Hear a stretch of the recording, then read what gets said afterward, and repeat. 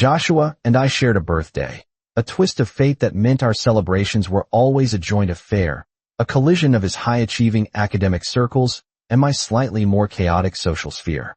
The ballroom was alive with the hum of conversation and the clinking of crystal, but as the time approached to cut the cake, I realized the guest of honor, my brother, was missing. I slipped away from the main hall, the heavy velvet curtains dampening the noise of the party as I ventured into the dimly lit corridors of the estate. I was looking for Joshua, expecting to find him taking a breather or perhaps fixing his tie in a quiet corner. What I found instead stopped me dead in my tracks. Passing a particularly shadowed alcove, I heard a sound that didn't belong in the refined atmosphere of our home. It was a low, desperate whimper, almost like a wounded animal, followed by the rustle of fabric. Curiosity piqued, I took 2 silent steps closer, peering into the gloom. My breath hitched in my throat. There was Joshua, my poised, perfect brother, pressed up against the wall. His cheeks, usually pale and composed, were flushed a deep, feverish crimson. His eyes, known for their gentle, scholarly warmth, were glazed over with a shimmering mist of tears. But he wasn't alone. He was being caged, circled in an embrace that screamed possessiveness. A large hand gripped his chin, forcing his head up, the fingers digging in with a dominance that allowed no refusal. And my brother, the beacon of virtue, the man who walked through life like a saint untouched by earthly desires, was helplessly enduring a kiss that was nothing short of a siege. "Oh wow," I whispered internally, my eyes widening. "That is explosive." Instinct took over before morality could catch up. I darted behind a decorative pillar, pulling my phone from my clutch with the speed of a seasoned paparazzo. A flustered, dominated Joshua was a rare collectible. I could probably sell this photo to him later. $500 a pop seemed like a fair starting price for such incriminating evidence. I was grinning like the Cheshire Cat, lining up the shot, already counting my money. I tapped the capture button. Flash. The blinding white light of the strobe cut through the darkness like a lightning bolt. I had forgotten to turn off the flash. In that split second of illumination, the identity of the man pinning my brother to the wall was revealed. It was the heir to the Sterling Empire, the crown prince of the city's business world. Tyler Sterling. The intimate atmosphere shattered instantly. The 2 entangled figures froze. Joshua shoved Tyler away with a frantic strength I didn't know he possessed, stumbling back, his chest heaving and panic written all over his face. Tyler, the man who had been interrupted, looked less panicked and more murderous. He turned his head slowly, his eyes narrowing as they locked onto me. Silence stretched between the 3 of us, thick and suffocating. Joshua looked mortified. Tyler looked annoyed. I looked like a deer caught in the headlights of a very expensive car. However, upon realizing it was just me, Joshua's little sister, Tyler's expression softened by a fraction of a degree. He straightened his jacket, his demeanor shifting from passionate lover to cold executive in a heartbeat. "Delete the photo," Tyler commanded. It wasn't a request. It was an order delivered with the unquestionable authority of a man who owned half the city. I bristled. This man had just forced himself on my brother, effectively assaulting him with his mouth, and now he was ordering me to destroy the evidence? Dream on, I thought, glaring at him with righteous indignation. He was trying to corrupt my brother. And today was my birthday too, for crying out loud. Where was the respect? Tyler seemed to read the defiance in my eyes. He reached into his pocket, his expression unreadable, and tossed something through the air. "Happy birthday. Take this." I caught the object instinctively. His face remained cold, his movements dismissive, as if he were tossing a bone to a dog to make it go away. I was ready to throw it back at him. He wanted my brother, my flesh and blood, and he thought he could buy me off with a trinket? Did he think I was that cheap? Then, I looked down at my hand. The heavy, distinct weight of the key fob settled into my palm. The logo, 2 interlocking R's, gleamed under the faint hallway light. It was a Rolls-Royce key. I paused. My moral compass spun wildly, and then pointed directly toward the nearest luxury car dealership. Wasn't it a sister's duty to ensure her brother was valued highly? And wasn't Joshua born, in a way, to be sold by his loving sister for the right price? I am definitely that cheap, I realized. Tyler, I said, my voice suddenly sweet and accommodating as I pocketed the key. Please, continue. Pretend I was never here. I took a step back, then paused, a brilliant idea forming. Do you need the key to Joshua's bedroom, by the way? I didn't get to hand over the bedroom key because a humiliated and furious Joshua practically chased me down the hall. Later, during the cake-cutting ceremony, I watched them from across the room. I had an eagle eye for detail now. I noticed the faint red marks on Joshua's wrist where Tyler had pinned him. When I got closer, pretending to admire the frosting, I saw that Joshua's lips were swollen, a telltale rouge that no amount of napkin dabbing could hide. Tisk, tisk, I murmured, shaking my head. What a sin. Forced love is it? Joshua caught me staring at his hands. His face turned a shade of pink that matched the sugar roses on the cake. He coughed lightly, shooting me a glare that promised retribution if I said a word. Our family was comfortable, certainly well off by normal standards, but we were small fry compared to the Leviathan that was the Sterling family. Rumor had it that Joshua and Tyler had known each other since high school. It was the classic trope, the top student versus the school tyrant. They were mortal enemies. I suddenly remembered a peculiar love letter Joshua had received back then. It was aggressive, the handwriting sharp and jagged, with a drawing of a pear in the bottom right corner. The phrasing was less, I like you, and more you belong to me. At the time, I had joked with my best friend that Joshua was so perfect he attracted everyone, regardless of gender. Who is this guy? I had laughed. Playing truth or dare. Sending a guy a love letter. Impressive. I whispered to myself now, the realization hitting me. It was Tyler. It was always Tyler. I wished I could unknow this information. My parents were traditionalists. If they found out their golden boy had come out of the closet, and with the sterling air no less, they might actually have a heart attack. After the cake, Joshua followed our father to mingle with the business tycoons. Tyler, naturally, shadowed them. His presence was like a dark cloud. The other guests were visibly stiff, terrified of offending the volatile, ruthless prince of the Sterling dynasty. He looked bored, his face set in a mask of impatience that made people want to curry favor but fear approaching him. But whenever Joshua shook hands with someone, Tyler's expression curdled. He looked like he wanted to swallow the person whole. I shook my head, sipping my champagne. This tension lasted until a new figure entered the scene. Or rather, until Tyler found a specific target for his death glare. He was staring daggers at a man laughing effortlessly with Joshua. I recognized him immediately. Lucas. Lucas was a legend from Joshua's university days. He was the academic god. Not only was he brilliant, but he was also devastatingly handsome in a refined, elegant way. Joshua had always admired him, treating him as a role model. I thought the evening would pass without incident. I went upstairs to change my dress, a matter of 10 minutes. When I came back down, chaos had erupted. The two men were fighting. I clutched my phone, sprinting toward the commotion, my eyes sparkling with the thrill of drama. Oh my God, I thought. My male idols in a physical brawl. I need to record this for posterity. As I got closer, the dynamic became clear. It was a clash of archetypes, the violent, impulsive dog versus the cunning, insidious fox. Tyler, the dog, was never going to win the public relations war here. Sure enough, the moment Joshua appeared on the scene, Lucas stopped fighting back. He let Tyler land a few solid punches, falling to the ground with a grace that seemed rehearsed. His clean, styled hair was damp with sweat, sticking to his forehead. He had a bruise forming on his chin, and his eyes were shimmering with unshed tears. He looked like a fallen angel, a highborn noble tainted by the dust of the world. It was a specific kind of aesthetic that screamed victim. The insidious fox was spreading the scent of green tea, acting innocent and pitiable, while the violent dog was barking and snapping, oblivious to the trap. Joshua, clearly unable to spot a green tea manipulator when he saw one, rushed forward. He shoved Tyler back and immediately positioned himself in front of Lucas, shielding him. "Tyler, stop it!" Joshua shouted. I timidly approached with the first aid kit, crouching in the shadows. Thankfully, this was the back garden, away from the main guests.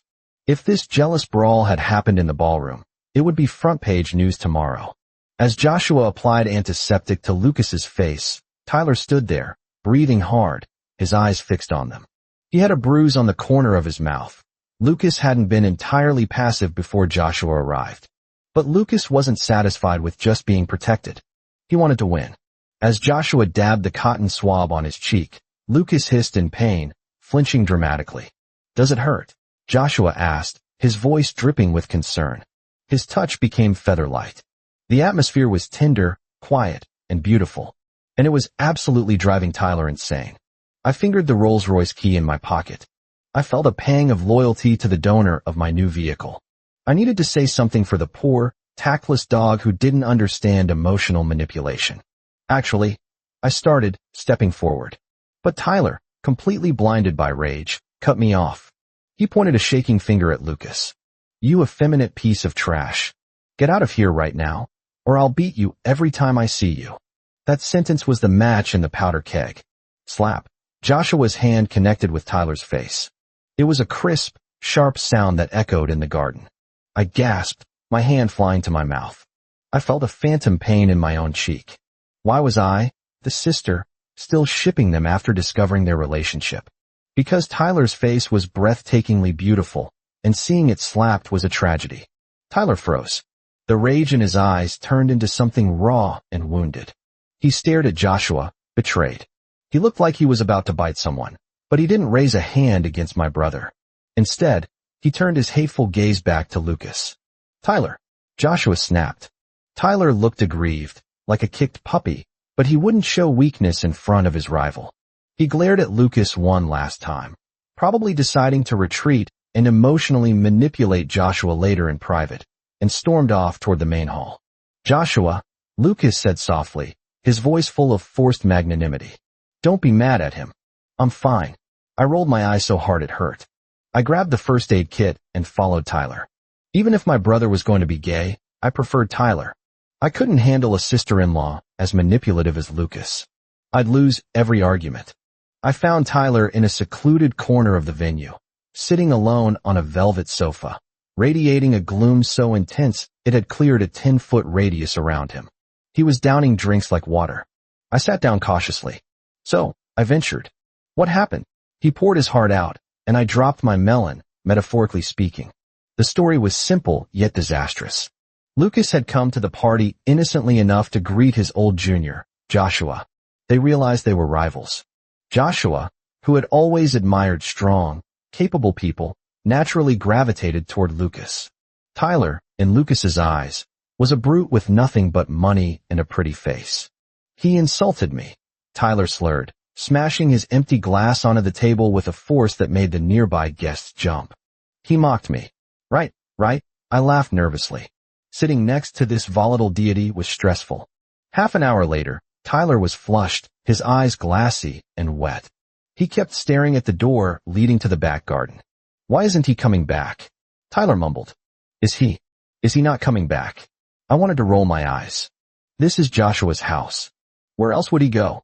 Is he still with that idiot? Tyler asked, his voice trembling. "Lucas is definitely smarter than you," I thought, but I kept my mouth shut. Respecting the Rolls-Royce, I offered comfort. "Here, do you want the key to his room? Go wait in his room. He'll definitely come back." I had no ulterior motive, I swear. I just worried that if the prince of the city got blackout drunk and started smashing things, my family would be footing the bill. Tyler looked at the key in my hand, his eyes struggling to focus. He reached out slowly. Suddenly, a hand intercepted his, snatching the key away. Tyler roared, surging up, but stopped when he saw it was Joshua. And Lucas. 3 men, 1 drama, I thought. I should be under the car, not here. Seeing Joshua, Tyler's eyes lit up.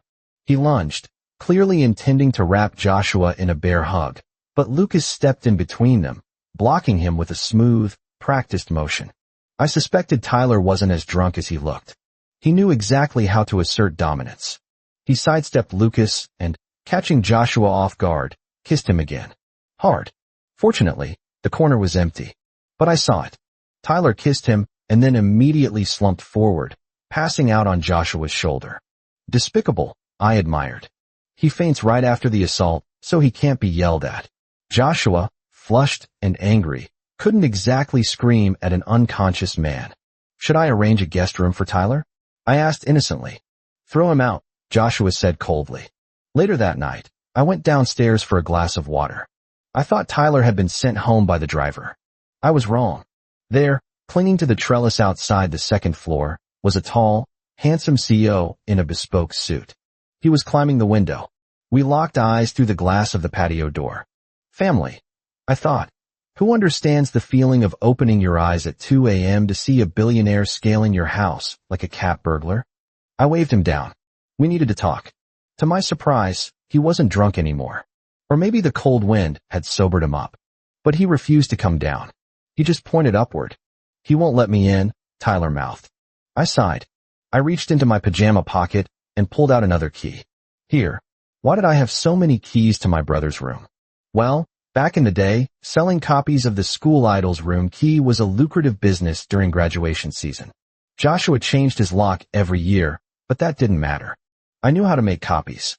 Tyler dropped to the ground, took the key, and resumed his cool, aloof persona. You know, I whispered, leaning against the wall. Why does everyone want to bend my brother? What is it about him? Tyler looked at me, his face devoid of embarrassment. Your brother bent me. Huh. I froze. Wait. Are you saying you're the bottom? I looked at his towering height, his broad shoulders, the predatory aura. No. Impossible. No. Tyler said, confirming my assessment. But he seduced me. That day, he smiled at me. It was beautiful. I knew from the first moment I saw him that he was born to be mine. He paused, looking at me with a strange intensity. He wants to seduce me, so he should be with me. It's only logical. I realized I should play the innocent little sister who didn't understand. But sadly, I understood perfectly.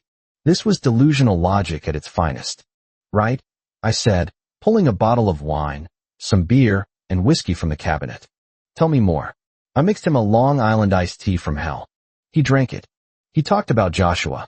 I poured another. Finally, he passed out for real. I dragged him upstairs. He was heavy, but the adrenaline of shipping my brother helped, and propped him against Joshua's door. Just as I reached for the handle, the door opened from the inside. Joshua stood there, holding a blanket. He looked at me, then at the unconscious Tyler. Brother, I whispered. Were you worried he was cold? No. Joshua said quickly, his ears turning red. I was thirsty. I was going to get water. I didn't expose him. I shoved Tyler into his arms. Here. Don't miss the chance to be the top, bro. Joshua didn't push him away. He sighed, looking at Tyler's sleeping face with a complex expression, and dragged him inside. That night, Tyler was eventually kicked out, but not before they reached an agreement.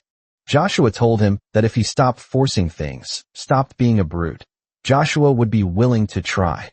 When I asked Tyler later what would happen if trying didn't work, his expression darkened.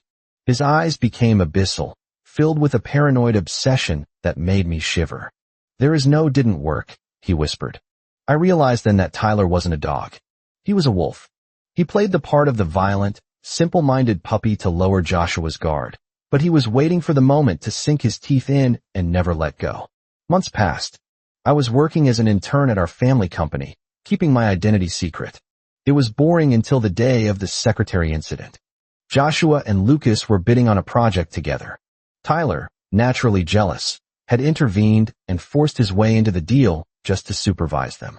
But one night, Tyler had to return to the Sterling estate for a family emergency, and Lucas was out of town.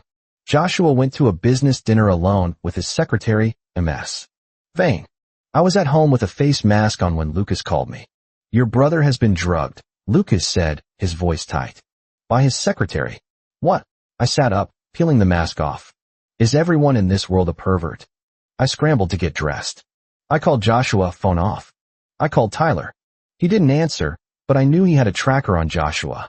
He always did. I rushed to the hotel Lucas mentioned, dragging our family doctor with me. When we arrived, I saw a woman, Ms. Vane, being physically thrown out of a room by security. She looked disheveled and terrified. I ignored her and ran to the door. It was slightly ajar. Doctor, hurry, I yelled.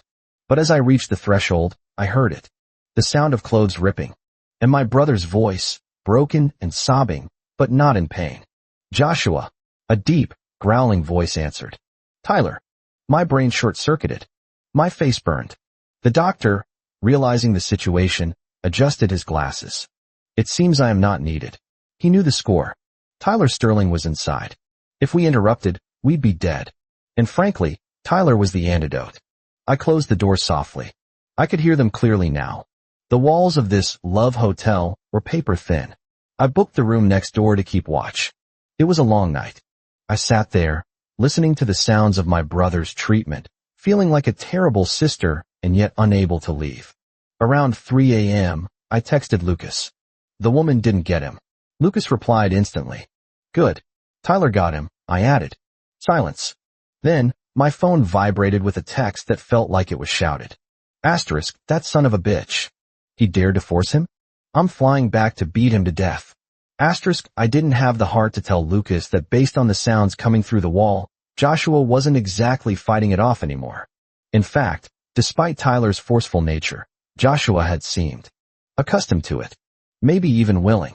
The door didn't open until the next afternoon. Tyler stood there, looking refreshed and smug. He was on the phone, ordering someone to throw MS. Vane into the ocean to feed the sharks. Tyler, I hissed. We have laws. Don't kill her. Just ruin her career. He looked at me, then nodded at the phone.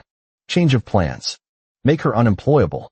He blocked the doorway with his massive frame. Go buy your brother some clothes. And don't peek. He handed me a black card. Unlimited limit. Yes, sir. I grabbed the card. My brother's suffering was my financial gain. It was a fair trade. When I returned with the clothes, I found Lucas in the lobby. He looked murderous. I explained the situation, that Joshua had admitted, in a text to me, that he had initiated contact because of the drugs. It was mutual. Lucas deflated. He went up to talk to them. I walked in to find Joshua wrapped in a blanket on the sofa, shouting orders at Tyler, who was clumsily trying to pack their things. The moment Tyler saw Lucas, he bristled, blocking Joshua from view. What are you doing here? Tyler snarled. I came to talk, Lucas said calmly.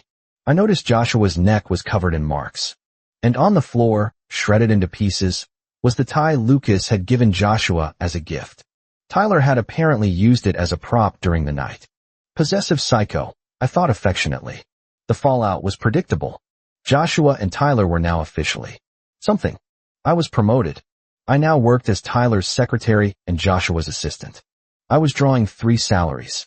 One day, in the office, the 3 of them, Joshua, Tyler, and Lucas, were bickering over a project. Emily, Tyler said, leaning back in his chair. When this project is done, I'm giving you my share of the profits as a bonus. 10 million. My jaw dropped. 10 million?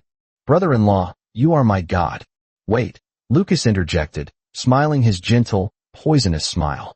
He picked up a stack of files. Giving her money is lazy. You should teach her skills. Emily, you should do this report yourself. It builds character. Don't you dare. I snatched the files. I love money. I don't want character. Tyler, go date my brother. I will do all the work. I was living the dream. Until the rooftop incident. A crazy admirer of Tyler's had climbed to the roof of the company building, threatening to jump if Tyler didn't break up with that man. We all rushed up. The wind was howling. The girl was screaming at Joshua, calling him disgusting. Break up, or I jump, she shrieked. The crowd was murmuring, pressuring Joshua. Just break up, save the girl. Tyler was shaking with rage. I don't even know you.